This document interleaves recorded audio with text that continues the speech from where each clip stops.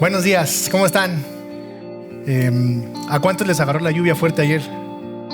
Todos. O sea, ¿alguien se inundó su casa o cerca de donde vive? Vamos a orar para que el Señor se lleve el agua. Ok. Bueno, pues vamos a orar para comenzar. Vamos a continuar con nuestra serie el día de hoy en el libro de los Hechos.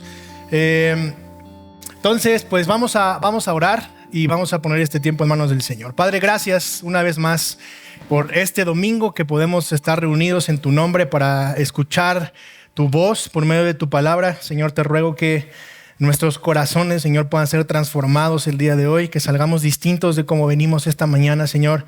Te pido, Señor, por mis hermanos, por si tuvieron alguna diferencia, algún problema en el trayecto, en el camino o en la semana, Señor, que hoy puedan venir a tus pies, puedan acercarse al trono de la gracia, Señor, y puedan encontrar consuelo, puedan encontrar paz y que también puedan encontrar la solución, Señor, a lo que estén pasando. Te ruego que uses mi vida esta mañana, Señor, que todo lo que yo hable, Señor, venga de tu palabra, que seas tú hablando, Señor, y que puedas ser fiel a ella, Señor.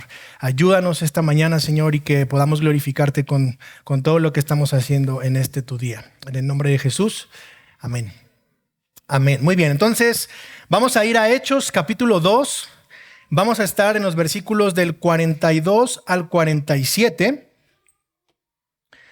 Pero voy a tomar solo una referencia desde el versículo 41, solo como referencia. ¿Ok? El texto, el título de esta mañana va a ser Una iglesia llena del Espíritu Santo. Una iglesia llena del Espíritu Santo. ¿Todos traen Biblia? ¿Sí? ¿Alguien no tiene Biblia? Ok, perfecto.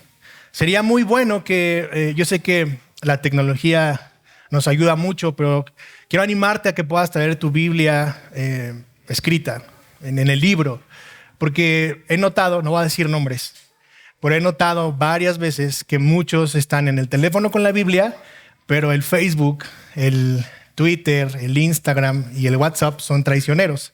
Entonces, de repente los veo más metidos en el Facebook que en el sermón. Entonces, los animo mucho a que lo puedan hacer y que si sabes que eso te distrae, pues con mayor razón puedas traer tu Biblia mejor escrita que verla en el celular. ¿Ok? Entonces, tenemos una iglesia llena del Espíritu Santo. ¿Ok? ¿A cuántos de aquí les gustan los sándwiches? Sándwich. Comercial. Ok. ¿Cuáles son las partes más importantes del sándwich? El pan. Muy bien, perfecto. Entonces hay una parte que va arriba y hay una parte que va abajo. ¿Ok? Lo del centro es importante porque es el contenido.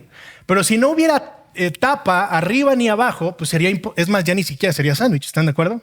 O sea, ya no habría forma como de tomarlo, de morderlo, de comerlo. Y es justamente lo que vamos a ver el día de hoy en esta porción de la Escritura. Vamos a ver justamente un sándwich. Y cómo ese sándwich tiene una tapa que es fundamental para todo lo que hay en el centro, todo lo que hay en el contenido. Y la parte de abajo también es fundamental para que ese sándwich se sostenga. ¿De acuerdo? Dando un poquito de contexto a lo que hemos visto en la serie, recordemos que en el capítulo 1 del libro de los Hechos hay algo que es muy importante, que es una promesa que está en el versículo 8, donde Jesús promete que todos estos discípulos, todos los discípulos o los 12 discípulos, los 11 discípulos con los que Él estuvo, que Él capacitó, que Él eligió, que Él incluso se llevó a un intensivo de 40 días para hablarles del reino de los cielos, esos hombres tenían que esperar la promesa porque iban a recibir poder, para que después pudieran ser testigos de lo que Jesús había hecho, lo que Jesús había dicho y de esa ascensión al cielo. Después en el capítulo 2 vemos entonces la llenura del Espíritu Santo. El Espíritu Santo desciende, llena a todas esas personas que estaban ahí, se cumple la promesa que Jesús había dicho y reciben la llenura del Espíritu Santo. Después de la llenura del Espíritu Santo vemos los efectos de esa llenura y ahora vemos a uno de los apóstoles cumpliendo un papel muy importante y ese apóstol es Pedro. Entonces, por un lado, podemos recordar a ese Pedro que negó a Jesucristo, que era arrebatado, que era desobediente, que era necio. Y ahora vemos a un Pedro lleno del Espíritu Santo, perdonado por Jesús y con una encomienda impresionante, que es el primer sermón en la historia de la iglesia. ¡Wow! Creo que ni el mismo Pedro se hubiera imaginado que eso iba a suceder en su vida. Y entonces Pedro, lleno del Espíritu Santo, comparte el primer sermón, y es un sermón lleno de denuedo, osado, pero cristocéntrico, bíblico y lleno del evangelio. Y ese es el Pedro ahora lleno del Espíritu Santo. Después de ese sermón, el mismo Pedro vuelve a compartirles, y ahora ese sermón tiene un efecto en las personas. De tal manera que el versículo 41 termina diciéndonos: entonces los que habían recibido su palabra fueron bautizados y se añadieron aquel día, ¿cuántos? 3,000 personas convertidas. ¡Wow! No fue por la elocuencia de Pedro, no fue porque Pedro fuera muy bueno, muy guapo, muy condescendiente, muy carismático. No, fue porque Pedro predicó la palabra, y el poder de la palabra transformó la vida de 3,000 personas. Y ahora, con esto en mente, esas 3,000 personas van a empezar a desarrollar un estilo de vida completamente diferente al que acostumbraban a hacer. Estas personas ahora han nacido de nuevo, están llenas del Espíritu Santo y van a empezar a desarrollar una vida completamente diferente. Así es que lo que vamos a ver aquí es cómo se debe de ver una iglesia que ha sido transformada por el Espíritu Santo, pero que está llena del Espíritu Santo. Y así es como se debe ver. Así es que este tiempo, esto que vamos a ver, va a servir para que puedas evaluar esta iglesia, para que puedas evaluarte como miembro de esta iglesia, y para que puedas ver si realmente tu cristianismo es real, es verdadero, y si hay una llenura del Espíritu Santo que esté transformando tu vida. Mi mensaje para hoy, o el argumento que pienso utilizar durante lo que vamos a ver esta mañana, es: una iglesia llena del Espíritu Santo es aquella que tiene como fundamento los principios de la iglesia del primer siglo. Una iglesia llena del Espíritu Santo es aquella que tiene como fundamento los principios de la iglesia del primer siglo. Así es que con esto dicho, vamos a leer Hechos capítulo 2. Vamos a leer desde el 41 hasta el 47. Dice: entonces los que habían recibido su palabra fueron bautizados y se añadieron aquel día como 3,000 almas, y se dedicaban continuamente a las enseñanzas de los apóstoles, a la comunión, al partimiento del pan y a la oración. Sobrevino temor a toda persona, y muchos prodigios y señales se hacían por los apóstoles. Todos los que habían creído estaban juntos y tenían todas las cosas en común. Vendían todas sus propiedades y sus bienes y las compartían con todos, según la necesidad de cada uno. Día tras día continuaban unánimes en el templo y partiendo el pan en los hogares, comían juntos con alegría y sencillez de corazón, alabando a Dios y hallando favor con todo el pueblo. Y el Señor añadía cada día al número de ellos los que iban siendo salvos. Familia, el día de hoy vamos a ver entonces 8 características de la iglesia del primer siglo. Perdón, son 7. 7 características de la iglesia. Perdón, sí son 8, discúlpeme.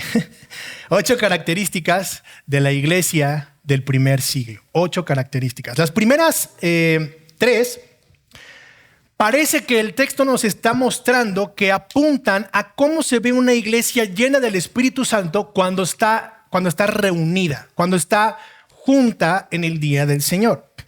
Y las otras 5 características se ve que apuntan o nos dejan ver un poco de cómo se ve la iglesia cuando está esparcida, cuando no está reunida en el templo para adorar al Señor.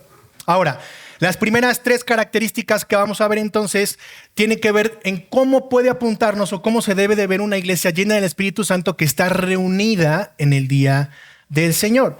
Y estas primeras 3 características son las siguientes. 1, está apasionada por la palabra. 2, está apasionada por estar juntos. Y 3, está apasionada por la Santa Cena y por la oración. ¿Ok? 1, apasionada por la palabra. 2, apasionada por estar juntos. Y 3, pasión por la Santa Cena y por la oración. Fíjate cómo dice el versículo 42. Dice, y se dedicaban, estas 3,000 personas que habían sido convertidas por el poder de la palabra, estas 3,000 personas, dice, se dedicaban continuamente. O sea, estos hombres, estas mujeres que habían sido transformados, que ahora son creyentes, tenían una dedicación continua. Se volcaron, estaban abocados, estaban apasionados, estaban vueltos, tenían un deseo por las enseñanzas de los apóstoles. El texto dice continuamente. No dice que por un tiempo, no dice que una vez a la semana, no dice que cuando tenían problemas, no dice que cuando tenían ganas, cuando tenían ánimo, cuando tenían ganas de leer. No. La palabra está diciendo que de forma continua estaban dedicados. Era una dedicación, era algo a lo que prestaban atención, era algo que tenía una prioridad en sus vidas. Estas personas habían sido transformadas por el evangelio y sus prioridades habían cambiado. Ya no era más importante el Facebook, ya no era más importante el Instagram, ya no era más importante la televisión, las series, mi trabajo, las cosas que tengo que hacer, mis planes, las vacaciones. Eso no era importante. Lo más importante, a lo que continuamente se dedicaban, era a la enseñanza de los apóstoles. Eran constantes, había una dedicación, una pasión, una devoción. Ahora, la pregunta es, ¿qué es lo que enseñaban los apóstoles? El texto no nos deja ver eso, no nos muestra qué es lo que los apóstoles enseñaban, pero si nos regresamos a Hechos capítulo 2 al principio, podemos ver qué fue lo que Pedro enseñó, qué fue lo que Pedro predicó. Y si avanzamos en el libro de los Hechos, vamos a encontrar prácticamente lo mismo, que es la predicación del evangelio. El evangelio. Y si nos adentramos al Nuevo Testamento de lleno, recordemos que ellos no lo tenían, pero lo que ellos hacían era leer el Antiguo Testamento y recordar y ver en ese Antiguo Testamento cómo todo apuntaba a Cristo, a ese Jesús que ya había resucitado, que ya los había dejado y que ahora les había mostrado una nueva forma de vida a través del Espíritu Santo. Entonces podemos darnos cuenta que la enseñanza de los apóstoles no era otra cosa más que la enseñanza del evangelio, la predicación del evangelio, la sana doctrina. Eso es lo que los apóstoles enseñaban. Hechos 1, capítulo 3 dice, durante los 40 días después de que sufrió y murió, Cristo se apareció varias veces a los apóstoles y les demostró con muchas pruebas convincentes que Él realmente estaba vivo y les habló del reino de Dios durante esos 40 días. Por lo tanto, esa enseñanza que recibieron de Jesús es la misma enseñanza que los apóstoles estaban dando a ese pueblo convertido, a ese pueblo transformado.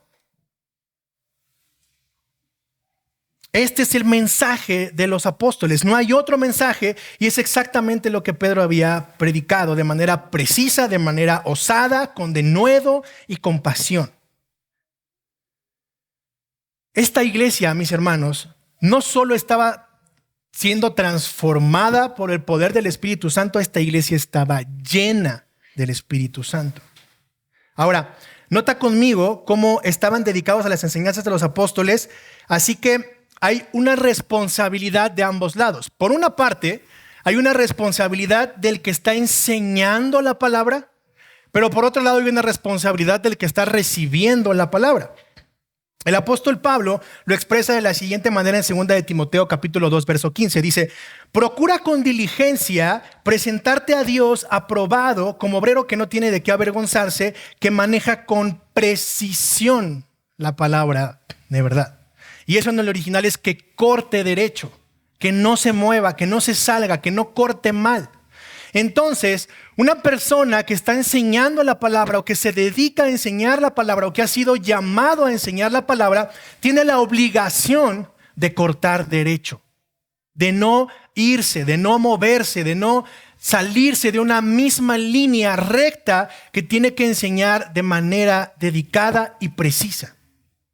Pero por otro lado, los que están escuchando esa palabra tienen la obligación de verificar que la persona que está enseñando efectivamente esté cortando derecho, realmente esté cortando como debe de ser, realmente esté enseñando lo que está en la palabra. Mira cómo dice Hechos 17 del 10 al 12, dice, enseguida los hermanos enviaron de noche a Pablo y a Silas a Berea, los cuales, Al llegar, fueron a la sinagoga de los judíos. Estos eran más nobles que los de Tesalónica, pues recibieron la palabra con toda solicitud, escudriñando diariamente las escrituras para ver si estas cosas eran así. La obligación del que enseña es cortar derecho, pero la obligación del que escucha es verificar, escudriñar, profundizar que la enseñanza que se está dando es realmente lo que está en las escrituras. ¿Te das cuenta? Estos hombres entonces están dedicados, están apasionados por esa palabra, la cual les están enseñando, pero a la vez están escudriñando esa palabra. Están profundizando en ella, están verificando que lo que se está enseñando sea real. O sea, no solamente están dándole una leidita, no están tomando 5 minutos nada más. Están profundizando, están escudriñando la palabra. Los bereanos eran creyentes que escudriñaban la palabra. ¿Y saben por qué lo hacían? Porque estos de Berea, al igual que estos hombres que estamos viendo en este texto de Hechos, estaban llenos del Espíritu Santo.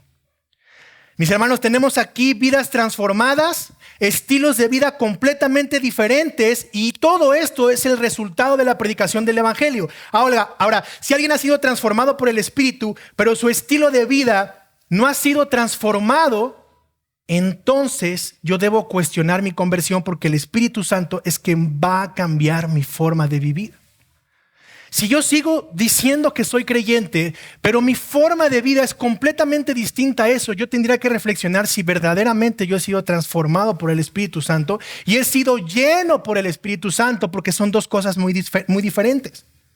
Las personas llenas del Espíritu muestran ciertas características, y es justamente lo que estamos viendo aquí.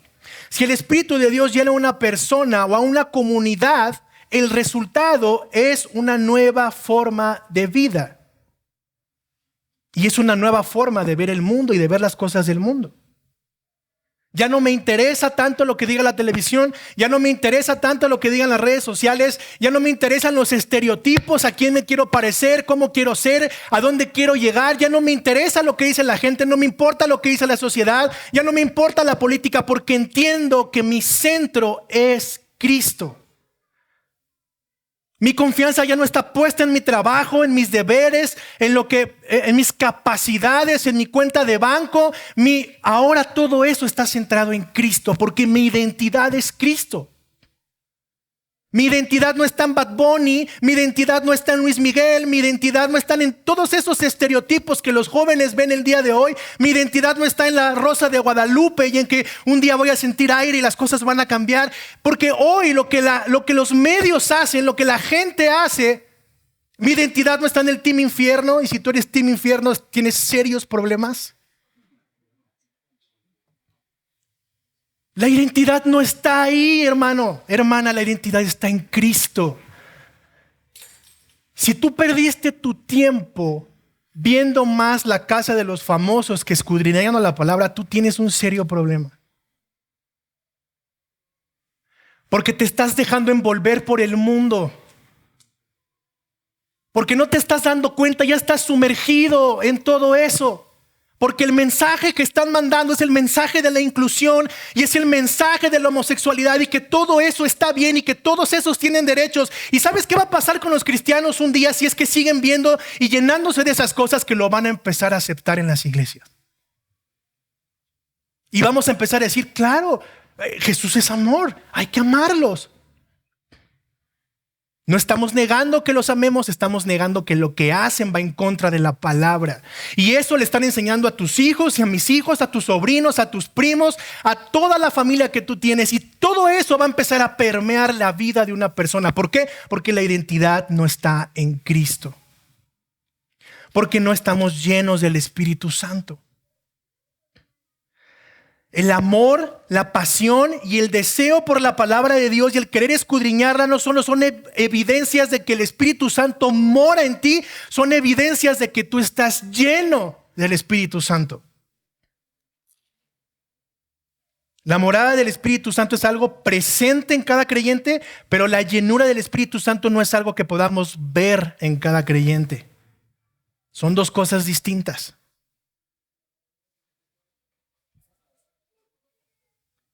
Entonces, esta es la respuesta que vemos en cuanto a la plenitud espiritual de los creyentes. Los creyentes que estamos viendo aquí en Hechos tenían una plenitud espiritual. Jesús dijo, yo he venido a que tengan vida y la tengan en abundancia. Y esa abundancia no es material, esa abundancia es espiritual. Y la abundancia espiritual proviene de la llenura del Espíritu Santo. No es que veamos creyentes más comprometidos con otros. No, es que este sí tiene compromiso y este no tanto. No, no es de compromiso, es de llenura del Espíritu Santo. Los creyentes, hay creyentes que están más llenos del Espíritu Santo que otros. Por eso actúan de esa forma, por eso unos buscan más el reino de Dios y su justicia que otros. Y ahorita vamos a ver cómo podemos llegar a eso. Pero las características de estas personas nos podemos ir dando cuenta que estas personas llenas del Espíritu Santo empiezan a manifestarse, a vivir de cierta forma. Y de entrada se dedicaban continuamente a las enseñanzas de los apóstoles, a la pasión, al amor, al deseo por la palabra. Esto debe de ir cambiando de manera progresiva cuando tu vida espiritual es alimentada al grado de verse como la de estos hermanos. Estas personas de Hechos, mis hermanos, se vaciaron, se rindieron ante Dios y Dios los llenó del Espíritu Santo.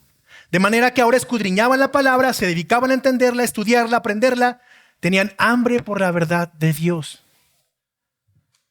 Hagamos este ejercicio. Levanten la mano, ¿cuántos de ustedes vienen de iglesias insanas?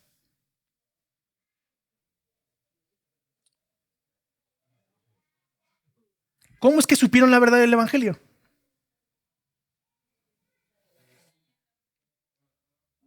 El Espíritu Santo volvió a llenarlos.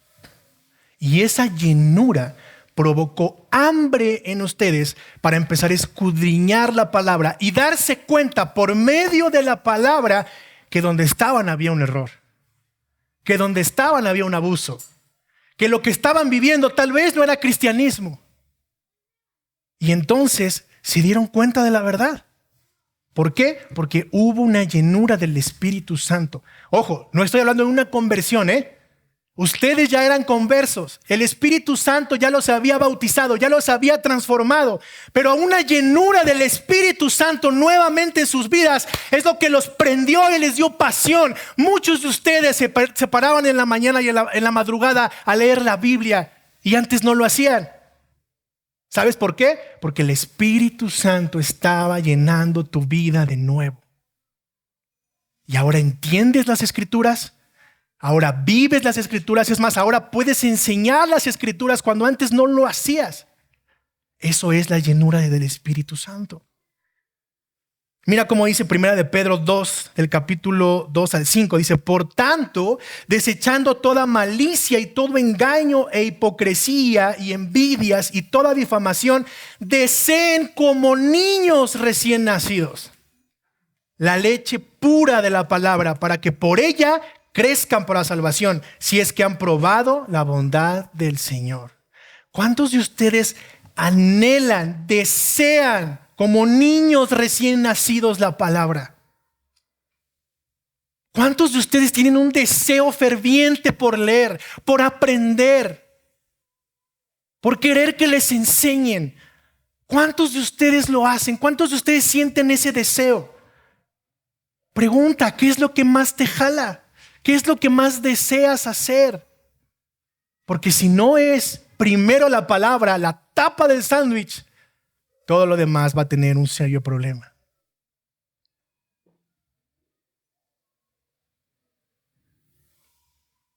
Ahora, dice que se dedicaban continuamente, pero no solo a las enseñanzas de los apóstoles.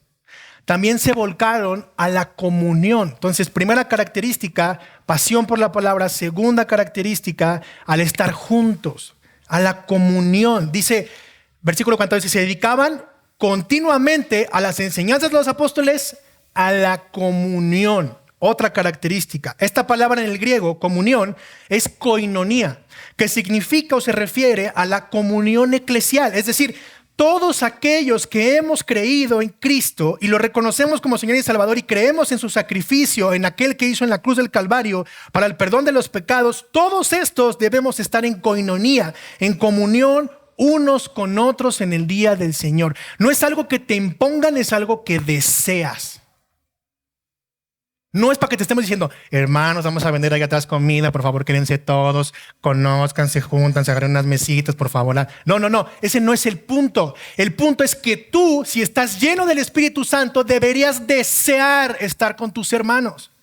Deberías anhelar estar con ellos. Deberías tener esta pasión por sentarte con ellos, por aprender con ellos, por enseñar la palabra y que el lenguaje, el centro de la plática sea Cristo y el Evangelio. No te estoy diciendo que no pueden hablar de fútbol, no te estoy diciendo que no pueden hablar de política, no te estoy diciendo que no pueden hablar de cómo les fue en la semana, no, ese no es el punto. Pero el centro de la plática, lo que nos mueve a la coinonía como iglesia es Cristo y el Evangelio. ¿Por qué? Porque se supone que estamos llenos del Espíritu Santo. Todos aquellos que hemos creído debemos vivir en coinonía. La llenura del Espíritu Santo en mí produce un deseo, una pasión por tener comunión con mis hermanos. La coinonía genera vínculos fuertes entre los hermanos y eso es como muestra de haber recibido la predicación del Evangelio. Entonces la predicación hace su trabajo, transforma mi vida, puedo ser lleno del Espíritu Santo y ahora hay un deseo en mí de convivir con esta gente que comparte la misma fe que yo. ¿Cómo ven ellos esta fe? ¿Están sintiendo lo que yo? ¿Ven lo que yo? ¿Tienen las mismas luchas que yo? ¿Qué está pasando con esta gente que también está aquí? ¿Seré yo el único loco? ¿Me habrán lavado el cerebro solo a mí? ¿Qué está pasando? ¿Qué les está pasando? ¿Les pasa lo mismo? ¿Sienten lo mismo? ¿Cómo transformó su vida? ¿Qué hay aquí? ¿Arde su ser por Cristo? ¿Arde su boca por hablar la palabra? ¿Les pasa lo mismo que a mí? Esa es la coinonía. Es una pasión, es un deseo de querer estar con los demás y compartir nuestra fe. Filipenses 1, 7 al 8 dice: es justo que yo sienta esto acerca de todos ustedes porque los llevo en el corazón, dice Pablo.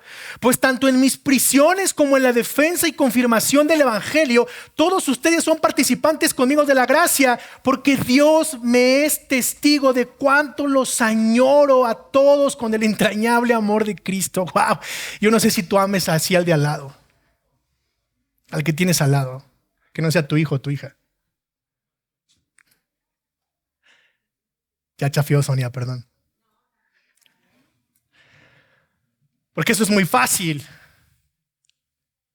Pero el imperfecto, del que te quejas, del que no te saluda, del que te hace caras, del que según tú no quiere nada contigo, ¿amas a ese?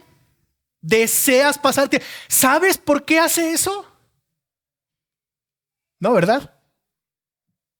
La llenura del Espíritu Santo debería provocar en ti el querer saberlo.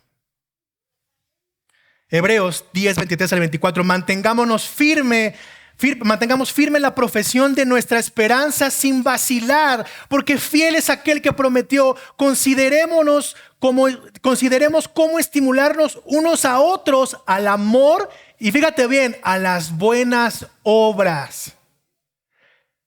La coinonía sirve para que tú y yo nos estimulemos. ¿Para qué? Al amor y a las buenas obras que estamos mandados a hacer. Porque déjame decirte que en el día de juicio, tú y yo vamos a ser juzgados. No porque seamos creyentes, no vamos a ser juzgados. Vamos a ser juzgados, pero por las buenas obras que deberíamos estar haciendo como creyentes. La pregunta es, ¿las estás haciendo? ¿Y las estás haciendo en comunión, en coinonía con tu iglesia? Salmo 133, 1. Miren cuán bueno y cuán agradable es que los hermanos habiten juntos en armonía. ¿Te das cuenta? Juntos, juntos, juntos. Es más, cuando Pablo habla en Filipenses, está hablando del evangelio, de pelear por el evangelio. La lucha por el evangelio es hombro a hombro, es juntos. La batalla es para todos. Todos estamos en la batalla. La pregunta es, ¿nos estamos ayudando en la batalla? ¿Estamos peleando hombro a hombro porque esta ciudad, porque esta colonia, es más, porque esta cuadra conozca del evangelio?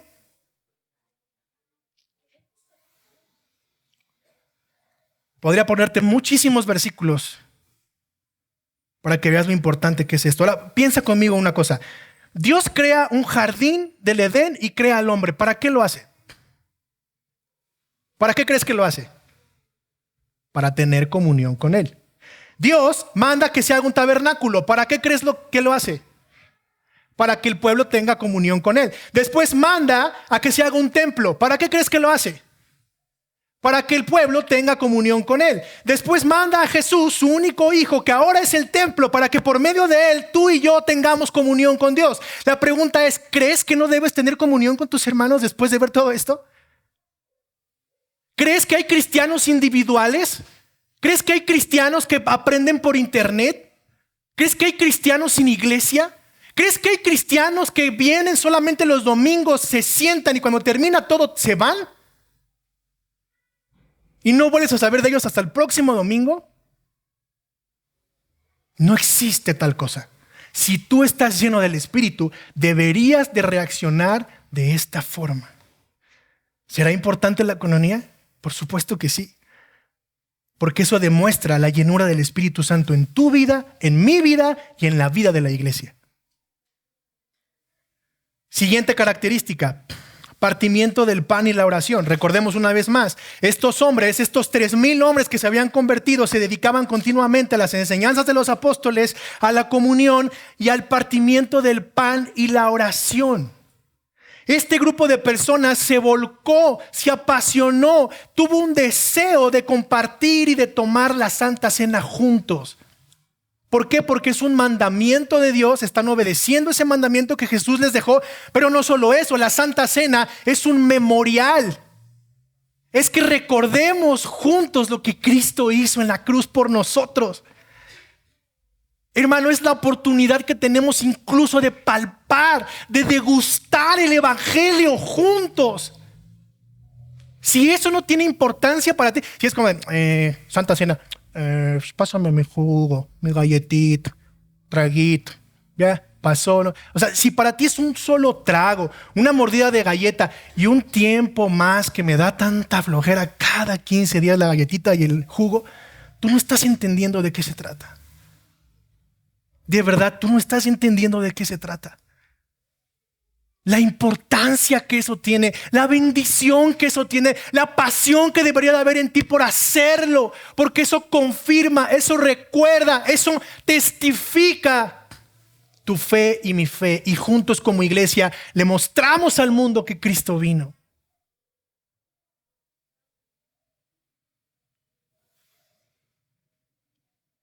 No es algo que tengamos que hacer, es algo que anhelamos hacer. Porque estamos llenos del Espíritu Santo.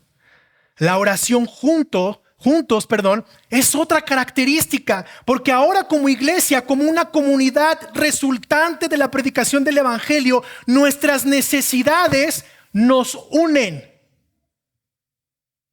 Mis hermanos, la necesidad es la que nos une. Si todos estuviéramos perfectos, súper chidos y nadie necesitara nada, no estaríamos ni siquiera aquí. Pero cuando estamos, vamos a ponerlo así, cuando tiembla, ¿qué pasa con México? Hasta es un eslogan, ¿no? Para el mundo, no, México unido siempre, y wow, y cajas, no, que tembló en tal lado, no, pues México, víveres, ya iba la gente al Zócalo y deja los víveres. O sea, en las tempestades estamos juntos, pero en las bonanzas, ni quien se acuerde, ¿no? Cuando no necesitas más. Cuando necesito vengo a la iglesia y cuando no necesito ni me interesa. Si se murió, si hizo, si deshizo, chido por ellos, que el Señor los cuide, ¿no? Pero en la necesidad es cuando estamos unidos. ¿Y sabes qué? Nunca vamos a dejar de tener necesidad, porque nuestra necesidad es Cristo. Y si tú no necesitas de Cristo, tú tienes un problema.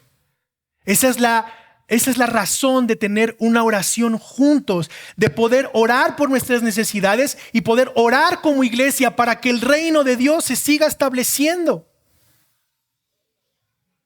No podemos pensar que este es nuestro propio reinito y que nuestro reinito individual de Doxa es lo que nos vamos a evocar a hacer. ¿Por qué? Porque la ciudad, porque el país y todo lo demás no se va a ganar con una sola iglesia.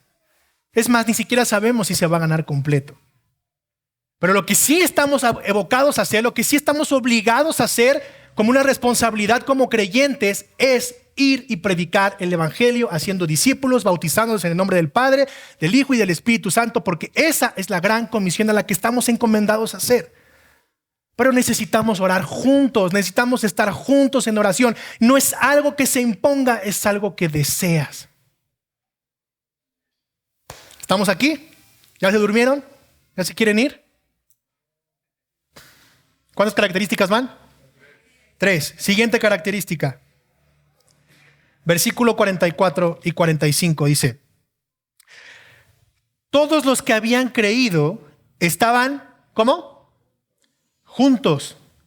Fíjense cómo desde Hechos 1 hasta este punto, una de las características más fuertes es que estaban unánimes.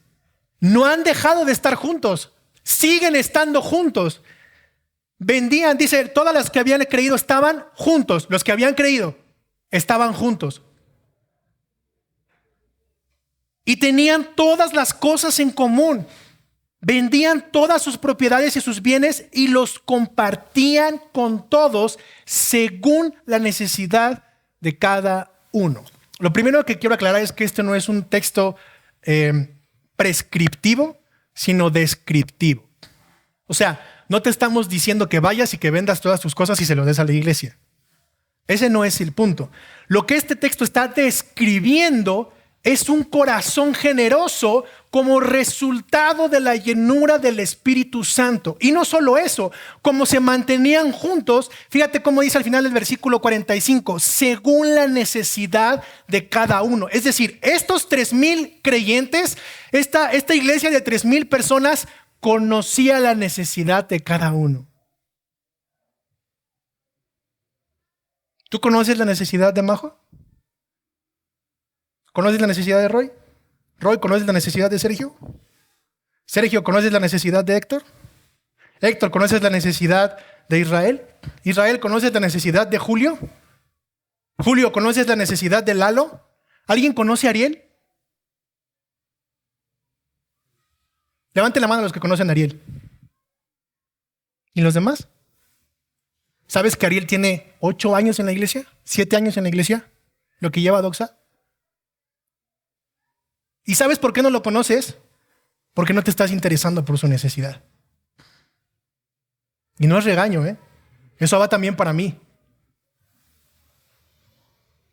Porque si se supone que estamos llenos del Espíritu Santo, anhelamos la coinonía, nos interesamos por las necesidades de mis otros hermanos, y no solo eso, tengo un corazón generoso que está dispuesto a desprenderse,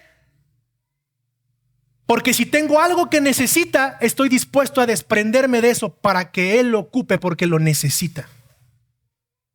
No solo estamos hablando de dinero, porque a veces es muy fácil. Hay gente que tiene el dinero y que te dice, ¿cuánto necesitas?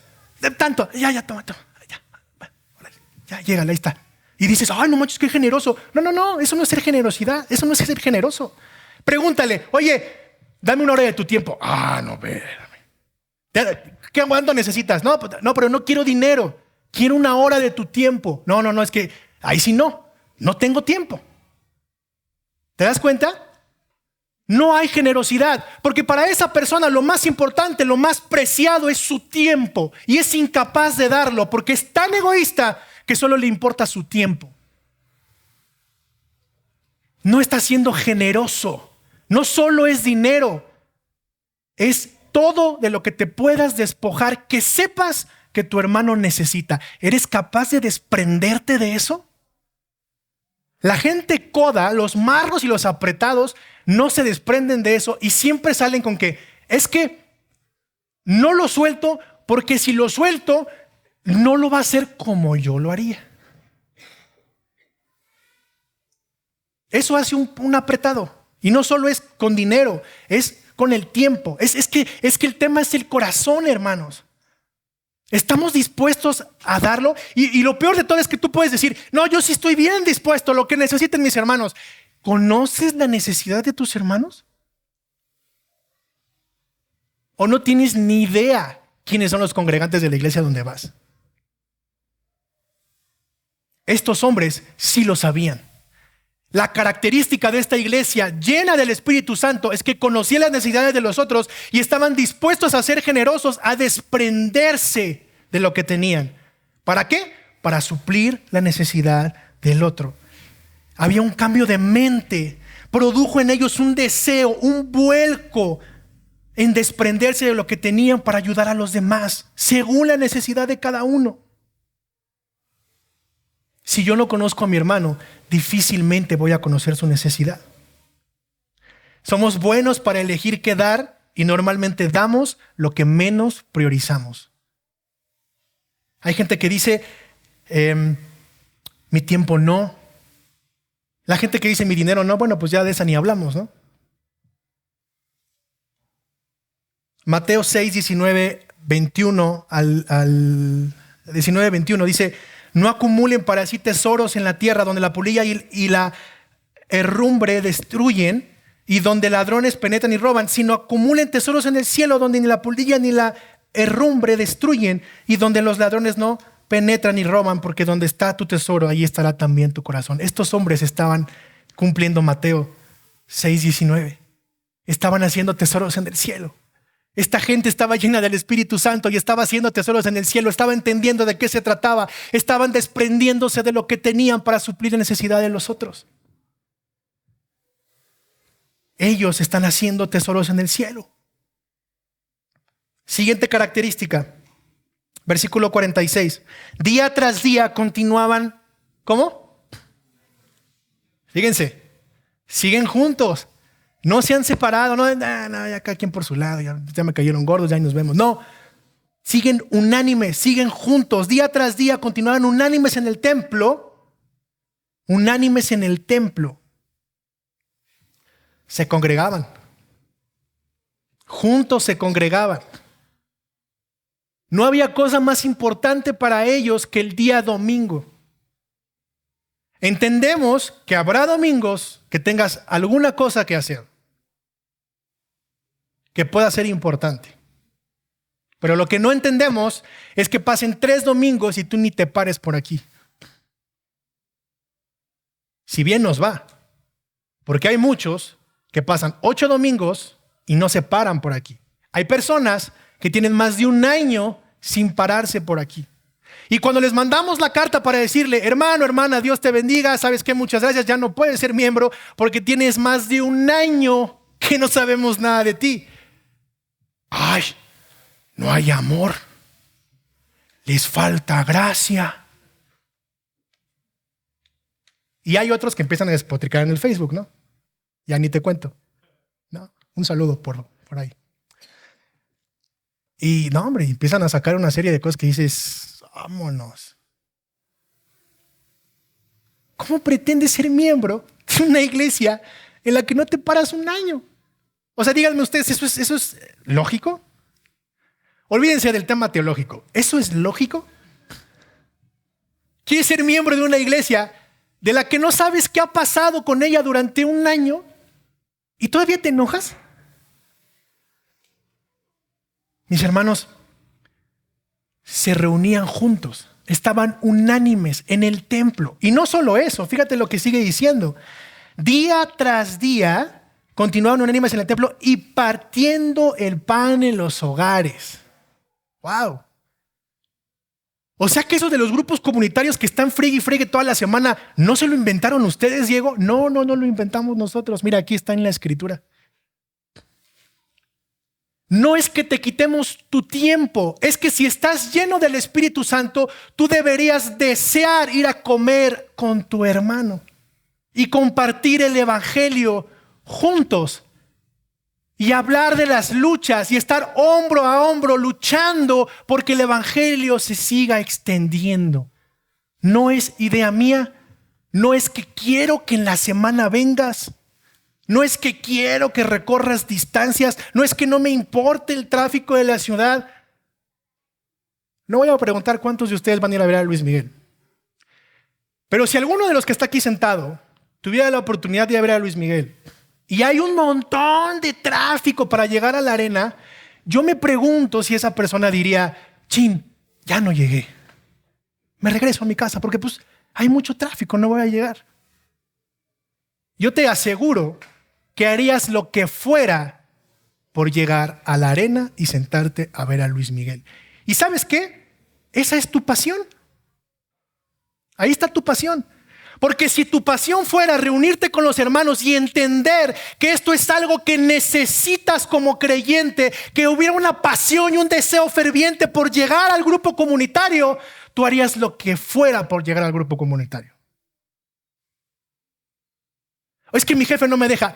¿Por qué no pones en el grupo? Hermanos, vamos a orar porque mi jefe no me deja salir los miércoles para ir al grupo comunitario. Yo no he visto nunca una petición de esas, en 6 años que tengo aquí. ¿Podemos orar por eso? Por supuesto. ¿Crees que Dios puede hacer eso? Sí, porque conmigo lo ha hecho. Yo no soy el ejemplo, pero yo he orado para que mi jefe me deje salir y poder ir al grupo que yo tenía antes. Y para mí era una pasión hacerlo. Y sabes, cuando no iba, esa semana no estaba tan chida porque necesitaba ese grupo, necesitaba esas personas. Y aunque había una muy mala doctrina y aunque había una muy mala teología, el hecho de estar en comunión con la iglesia ayudaba a mi corazón. Yo no sé si tú no necesites esas cosas. Pero es una característica de una iglesia llena del Espíritu Santo. Compartían el pan en los hogares. Comían juntos. Para la tradición judía, para las personas de este tiempo, todo era arreglarlo en comidas. Las comidas eran cosas importantes, eran momentos importantes porque ahí se hablaba, ahí se dialogaba, ahí se convivía. Para ellos la comida era importante. ¿Cuántas veces a la semana comes con un creyente o con un hermano de la iglesia? A ver, levanta la mano. ¿Quién se frecuenta en la semana fuera del grupo comunitario? No de hablarse, de verse. 1, 2, 3, 4, 5, 6, 7, 8 personas. ¿Somos 60 miembros? Más o menos, 60, 65 miembros. 8 personas de 65. No estoy diciendo que todo lo que está aquí nosotros no lo tenemos como iglesia. Hay cosas que tenemos como iglesia, pero definitivamente esta es una de las de la que adolecemos. Necesitamos vivir en comunidad. ¿Por qué? Porque si hemos recibido el Evangelio y hemos sido transformados y llenos del Espíritu Santo, la respuesta al Evangelio es vivir en comunidad. El Evangelio es lo que hace comunidad. No somos un grupo social, somos una iglesia que responde al Evangelio de Jesucristo y que por amor a ese Evangelio es que vivimos en comunidad. No era algo que les imponían, era algo o a lo cual se dedicaban porque estaban llenos del Espíritu Santo. Ya estoy terminando, para los que ya están haciendo cara de ya cállate. Versículo 47. Alabando a Dios y hallando favor con el pueblo. Siguiente característica, esta iglesia llena del Espíritu Santo era testimonio para el pueblo inconverso. Era testimonio para el pueblo inconverso. Dice que hallaban favor con todo el pueblo. Y no todo el pueblo era creyente. Solo 3,000 habían sido creyentes.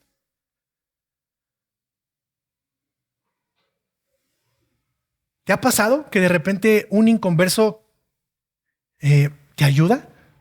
Hay gente que te ayuda, que te procura más que el miembro de la iglesia, que hace cosas por ti sin que se lo pidas. Gente que se acerca a ti y sabe que tú eres creyente y te piden oración, que te dan preferencia en algunas cosas y tú no has hecho nada para merecer eso. Es más, ni siquiera se los has pedido. ¿Sabes por qué? Porque ese es el favor de Dios para con los inconversos. Y ese favor es el puente que propicia la conversación para poder predicar el Evangelio. Podemos ser testimonio con los de afuera. No de que somos bien portados, no de que aquí no pecamos, no de que aquí, no hombre, aquí pura buena conducta, aquí todos nos portamos bien. Eso se llama moralismo. Nosotros no venimos a hacer moralismo. Lo que necesitamos y lo que proyectamos allá afuera es que estamos tan fregados que necesitamos a un Salvador y que ese Salvador ha transformado nuestras vidas. Y es por eso que podemos y debemos comportarnos de esta forma. No es que yo haya cambiado, es que Cristo me ha cambiado. ¿Quieres experimentar ese cambio? Vamos a sentarnos, vamos a abrir la Biblia y mira lo que transformó mi vida.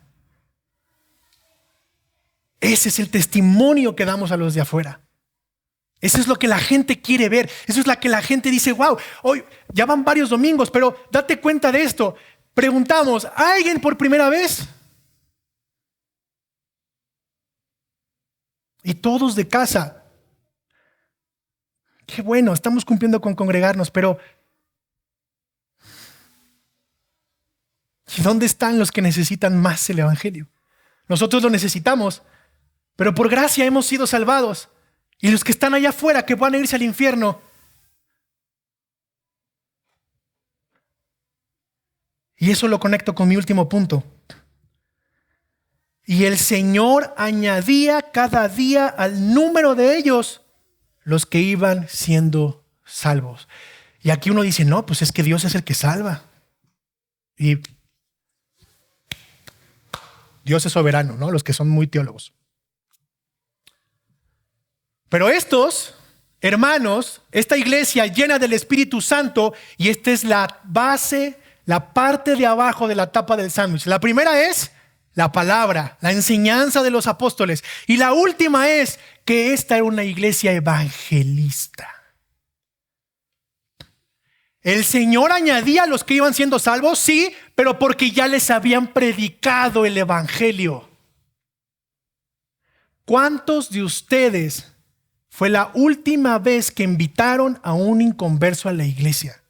No levantes la mano, no me digas. ¿Cuántos tienen un año como miembros de Doxa? Y en ese año, ¿cuántas personas han invitado a la iglesia? Tal vez pienses, está muy chido Doxa, ¿no? Está chido el grupo. O sea, tal vez sea la otra parte. A lo mejor tú no eres como de esos que a lo mejor incomodé ahorita con lo que dije. Pero los otros que a lo mejor sí lo están haciendo dicen, pues Doxa está súper chido, me late el grupo, yo llevo frijoles todos los jueves, aprendo, Eli es buena onda, Julio también, Diego a veces me cae gordo porque es bien exagerado y me jala las orejas, pero está chido, me gustan los tres pastores, me late Doxa, está chido Doxa, me gusta esta iglesia. Qué chido, tienes un año aquí. Pregunta, ¿cuántos creyentes o cuántas personas has traído a la iglesia? ¿Cuántas personas llevas nuevas al grupo comunitario? Porque el grupo comunitario no solamente es el grupo social para que tú y yo nos reunamos, se supondría que también debería ser el semillero de gente que tú invitas en tu contexto, en tu trabajo, en tu escuela, para que lleguen al grupo, ahí puedan conocer una parte de la iglesia y el domingo vengan a la iglesia y conozcan lo que es Doxa. Esa es la idea del grupo. En un año, ¿cuántas personas has invitado? No estoy hablando de números nada más, no estoy hablando de metas o de cosas incongruentes. Estoy hablando de ser evangelista. Estoy hablando de vivir, de aplicar las bases de la primera iglesia. Y esto no debe de cambiar, hermanos. La iglesia de este tiempo no está para hacer cosas nuevas. La iglesia de este tiempo está para regresar a lo que la primera iglesia hizo. Y lo que la primera iglesia hizo es evangelizar.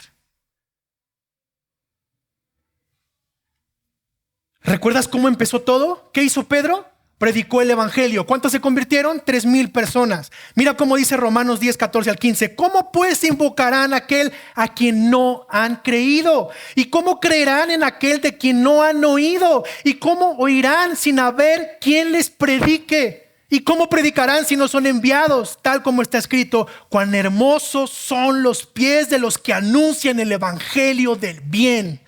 ¿Tú eres estos? ¿Tú eres este? Primera de Corintios 1, 21 al 24, pues ya que en la sabiduría de Dios, el mundo no conoció a Dios por medio de su propia sabiduría, agradó a Dios mediante la necesidad de la predicación, salvar a los que creen, porque en verdad los judíos piden señales, los griegos buscan sabiduría, pero nosotros predicamos a Cristo crucificado, piedra de tropiezo para los judíos y necedad para los gentiles. Sin embargo, para los llamados, tanto judíos como griegos, Cristo es poder de Dios y sabiduría de Dios. ¿Lo estamos haciendo? ¿Arde esta pasión en tu corazón por Jesús? Esa es mi pregunta esta mañana contigo.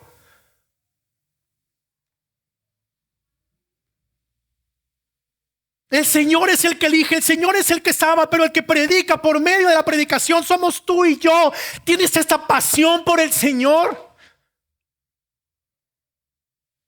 ¿Tu corazón arde por el Señor o estás más perdiendo el tiempo en tu relación de noviazgo, en que si esto no funciona, o en tantas tonterías que perdemos el tiempo que hemos perdido? ¿Para qué fuimos llamados? ¿Para qué te salvó Dios? Si no estás predicando el evangelio, si te corren mañana de la oficina, ¿alguien va a decir, ¿se fue el cristiano? ¿Qué estamos haciendo con lo que Dios nos encomendó a hacer como iglesia?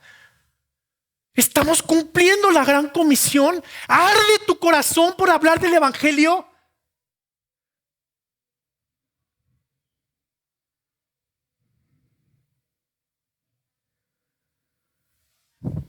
Si no predicamos el evangelio, ¿sabes lo que va a pasar? Segunda de Pedro 2, del 1 al 2 dice: pero se levantaron falsos profetas entre el pueblo, así como habrá también falsos maestros entre ustedes, los cuales encubiertamente introducirán herejías destructoras, negando incluso al Señor que los compró, trayendo sobre sí una destrucción repentina. Muchos seguirán su sensualidad y por causa de ellos el camino de la verdad será blasfemado. La gente va a la iglesia a que le muevan las emociones, porque no les están predicando el evangelio. Busca tu alma gemela. Hoy no vamos a predicar el evangelio, hoy vamos a hablar de mi libro de matrimonio. Y busca tu alma gemela. Y mi alma gemela es ella y es él, ¿no? Y lo mejor está por venir, hermano. Necesitas que un hombre venga y te diga lo que dice la Biblia para creer en la Biblia, en lugar de que tú vayas a la Biblia y creas en aquel que la escribió. El gozo depende de ti, hermano. Depende de tus circunstancias, de cómo veas la vida. El gozo depende del Espíritu Santo que mora en ti, no depende de ti. Si no hay Espíritu Santo en ti, ¿cómo va a haber gozo? Pero ¿sabes por qué pasa eso? Porque estamos dormidos en nuestros laureles, en lugar de apasionarnos, de ser llenos del Espíritu Santo e ir y predicar el evangelio a toda esa gente que lo necesita. ¿Sabes qué pasa? Que no tenemos pasión por las almas. No hay pasión por los perdidos. No te duele que esté sufriendo el otro allá afuera. No hay esa pasión. Una de mis películas favoritas es Rocky. Estoy seguro que todos lo han visto. Y en la tercera parte, con Mr. T, cuando Rocky pierde con Mr. T y se va al gym, que era de su entrenador, que está destrozado Rocky, Apolo llega y lo alcanza, ¿recuerdan? Y llega al gimnasio y otro le dice que ¿qué hace aquí? Que él no quiere regresar, que ya todo se acabó. Y Apolo le dice: tú y yo tuvimos el trofeo más grande, el cinturón más grande que cualquier boxeador puede tener, hermano. ¿Y sabes por qué me venciste? Porque tenías hambre. Porque estaba en ti el ojo del tigre y tenías hambre, y por eso me venciste. ¿Y sabes qué? Tú y yo tenemos la mejor noticia que el mundo pueda necesitar. No hay otra noticia. La mejor noticia la tenemos nosotros. La que el mundo necesita, tú y yo la tenemos. Pero ¿sabes qué necesitamos? Hambre, pasión, llenura del Espíritu para salir y compartirla. Eso es lo que a ti y a mí nos falta. Eso es lo que a Doxa le falta. Hambre de ir y compartir la palabra con pasión, con denuedo, con osadía, porque Cristo es el Señor de señores. La pasión de esta primera iglesia, familia Doxa, era predicar el evangelio. Estaban desbordados por compartir las buenas nuevas. Ese era el sándwich, la enseñanza de los apóstoles y el evangelismo que hacían. Y en medio de todo eso tenían las características de una iglesia llena del Espíritu Santo. La pregunta es, a partir del día de hoy, vamos a pedirle al Señor que nos llene del Espíritu Santo y que nos llene de pasión para compartir el Evangelio, o vamos a pasar otros 7 años y vamos a seguir siendo los mismos miembros de siempre? Esa es la pregunta y el reto para toda esta iglesia. O nos apasionamos por Cristo, o reflexionamos si verdaderamente somos creyentes. Ponte de pie conmigo. Gracias. Podemos compartir el Evangelio solo por hablar, solo por cumplir. O podemos compartir el Evangelio con una pasión que contagie, que anime y que pueda verse como la iglesia del primer siglo. ¿Y sabes qué va a pasar? Que el Señor añadía todos los días quienes deberían de ser salvos.